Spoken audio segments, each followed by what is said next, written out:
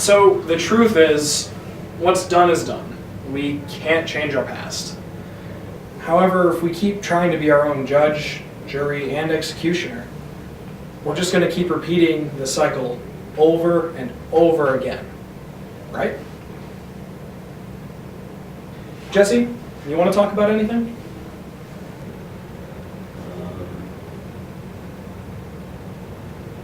A couple weeks back, I killed a dog. With your car? No, I put him down. I watched him go. I was looking at him straight in the eye. He didn't know what was happening. He didn't know why. He was just scared, and then he was gone.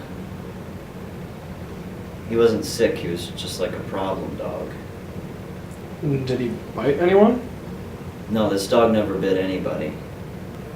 How'd it feel? I don't know. You didn't have to kill him. You could have put an ad in the paper. We're not here to judge. Why not? Why not?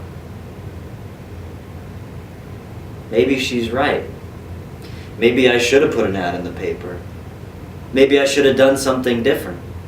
The thing is, if you just go around doing things and nothing happens, what's it all mean? What's the point? Oh, right. This whole thing is about self-acceptance. Kicking the hell out of yourself doesn't solve anything. So, I should just stop judging and accept? It's a start. So no matter what I do, hooray for me, because I'm a great guy. No matter how many dogs I kill, I just like what? I do an inventory and like accept? I mean, you backed your truck over your own kid. And you accept? What a load of crap. Hey, Jesse, I know you're in pain. No, you know what? Why I'm here is to sell you meth. You are nothing to me but customers. I made you my bitch. You okay with that? Huh?